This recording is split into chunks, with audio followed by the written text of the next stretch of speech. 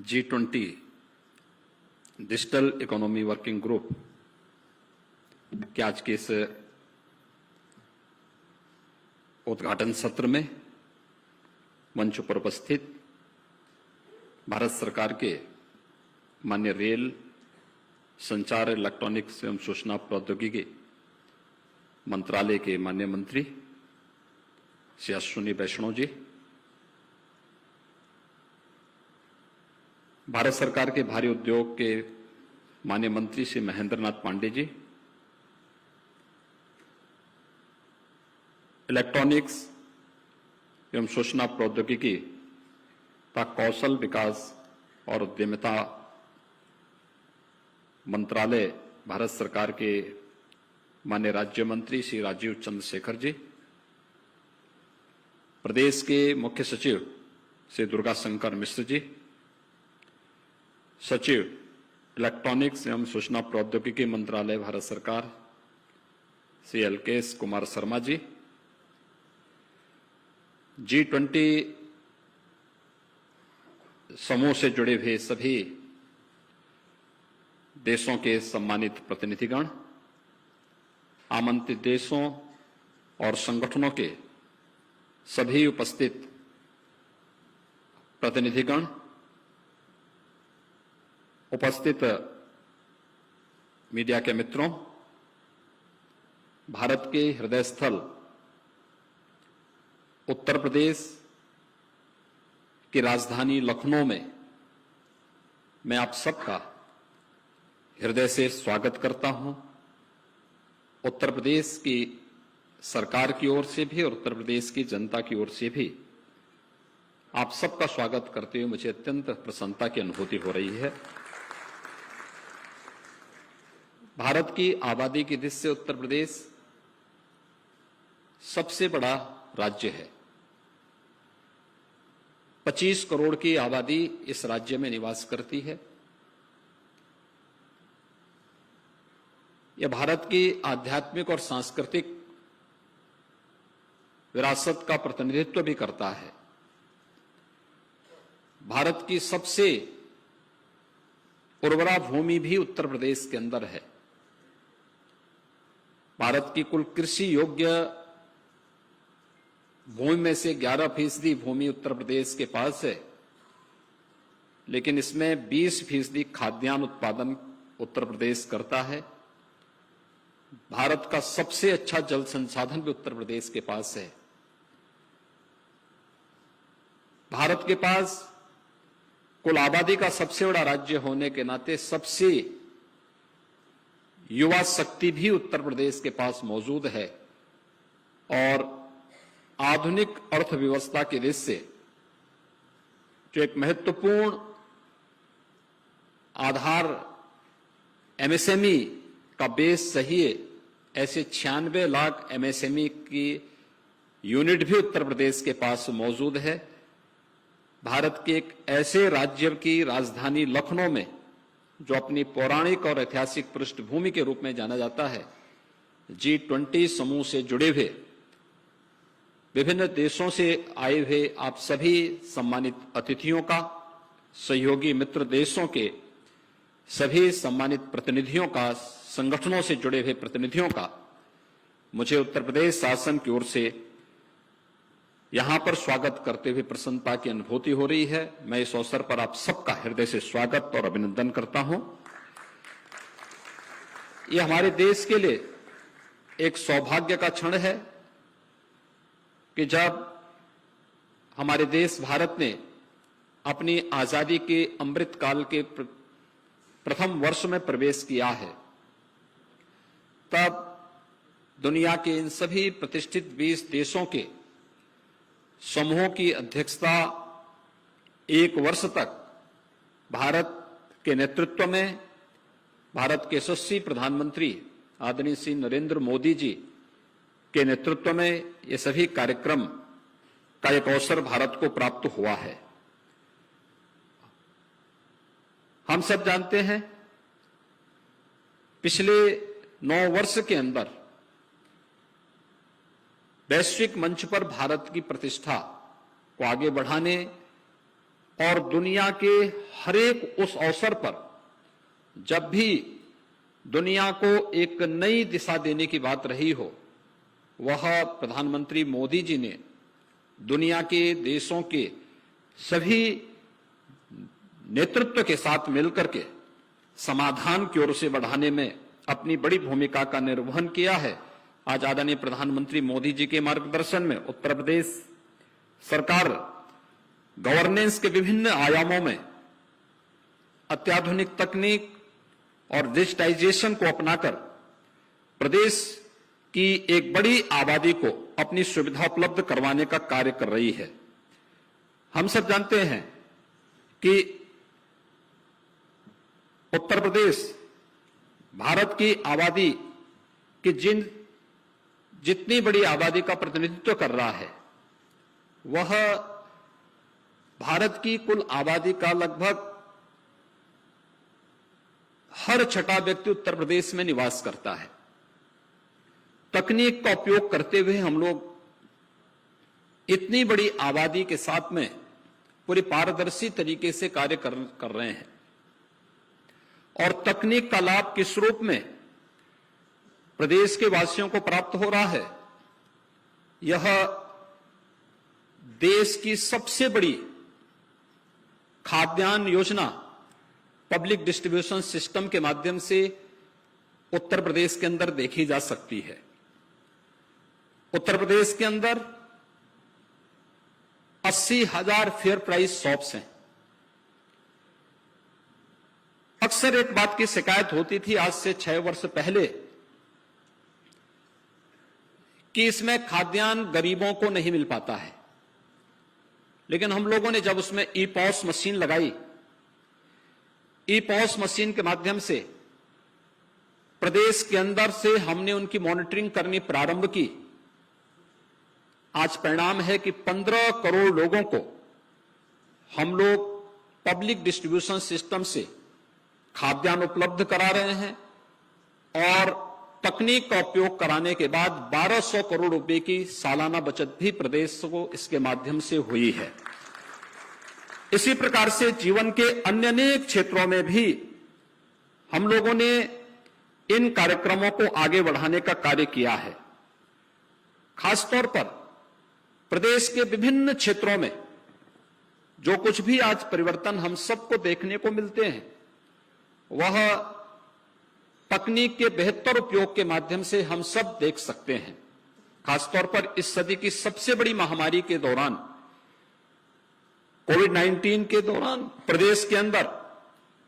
हम लोगों ने अब तक 40 करोड़ वैक्सीन की डोजेस प्रदेश के नागरिकों को उपलब्ध करवाने में सफलता प्राप्त की। प्रदेश के अंदर 6.25 करोड़ कोविड टेस्ट कराने में भी हमने सफलता प्राप्त की। प्रदेश के अंदर इस प्लेटफॉर्म का उपयोग करते हुए आज व्यापक परिवर्तन करने के कार्य हो रहे हैं और आज उसका परिणाम है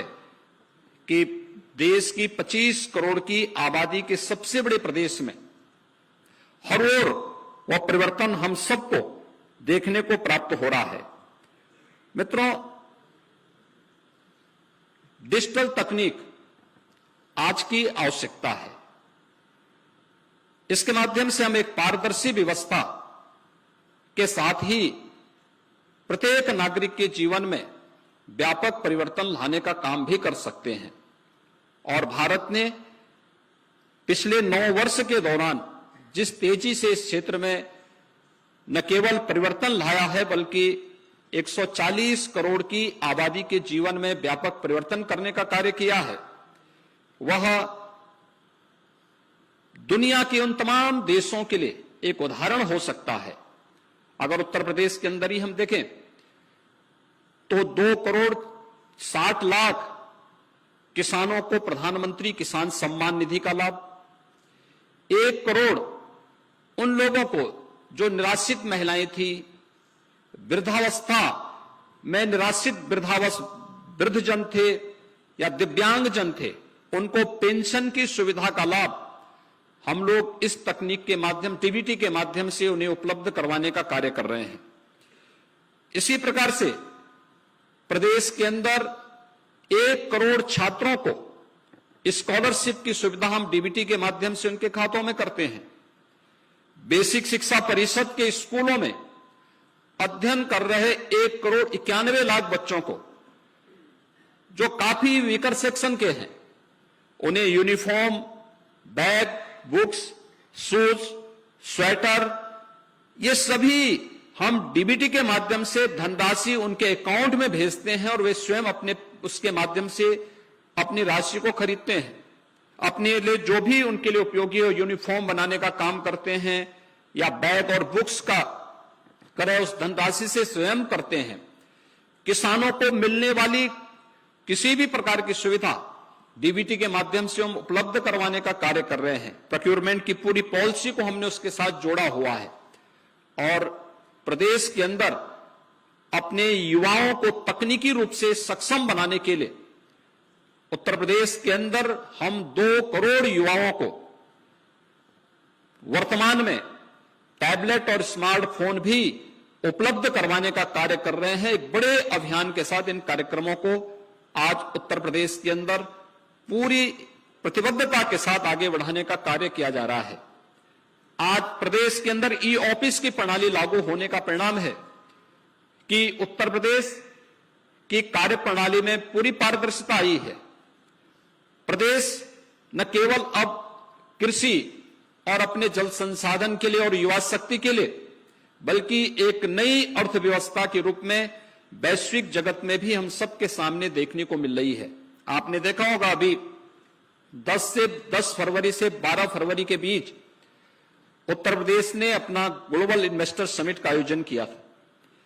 इन्वेस्टर समिट से वैश्विक व्यापारिक समुदाय से 40 देशों के प्रतिनिधियों ने उसमें प्रतिभाग किया था और उस पूरे आयोजन के दौरान उत्तर प्रदेश को 33,50,000 करोड़ रुपए से अधिक के निवेश के प्रस्ताव भी प्रदेश के अंदर प्राप्त हुए। इसके लिए हमें तकनीक को अपनाना पड़ा था, जिसमें प्रदेश के अंदर हम लोगों को किसी भी एमओयू की मॉनिटरिंग के लिए प्रदेश के अंदर हम लोगों ने निवेश सारथी के रूप में यहां पर अपना एक डिजिटल प्लेटफॉर्म तैयार किया। सिंगल विंडो की सुविधा उपलब्ध कराने के लिए निवेश मित्र के रूप में हमने यह सुविधा हर एक निवेशक को उपलब्ध करवाई और जो भी निवेशक प्रदेश के अंदर निवेश करे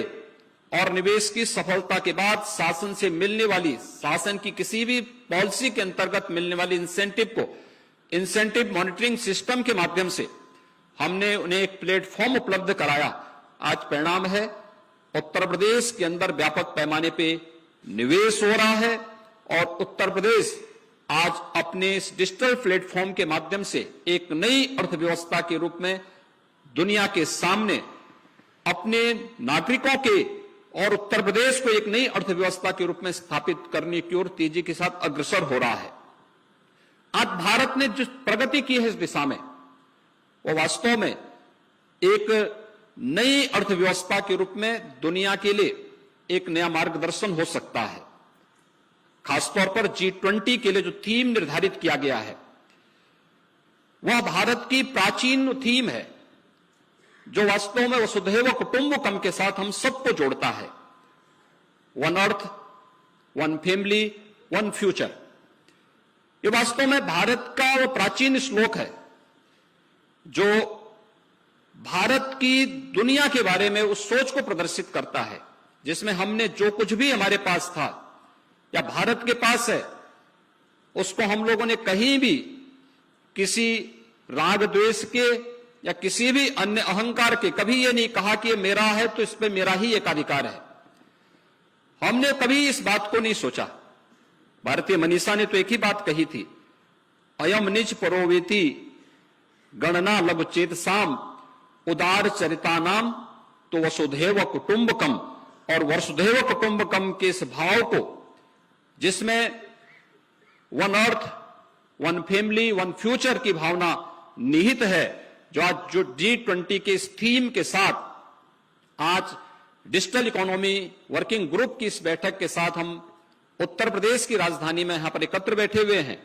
निश्चित ही डिजिटल इकोनॉमी वसुधैव कुटुंबकम के इस भाव के साथ पूरी दुनिया को एक परिवार के रूप में आगे बढ़ाने में मदद कर सकती है, उनके जीवन में और मानवता के जीवन में व्यापक कल्याण का भाव लेकर के आगे बढ़ सकती है। मुझे पूरा विश्वास है कि G20 वर्किंग ग्रुप की यह बैठक उत्तर प्रदेश की राजधानी लखनऊ में आप सभी आए हैं, कुछ नए मुद्दों को लेकर के आगे बढ़ेगी और मानवता के कल्याण के मार्ग को प्रशस्त करते हुए आप सभी एक नई दिशा देने का कार्य करेंगे। आज के इस अवसर पर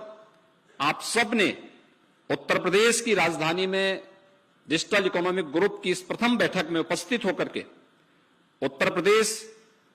के कार्यक्रम को आगे बढ़ाने में अपनी मदद की, क्योंकि ये लगातार 5 दिनों के 2 इवेंट 5 दिनों के अंदर उत्तर प्रदेश के अंदर संपन्न हो रहे हैं। मैं इसके लिए आदरणीय प्रधानमंत्री जी का,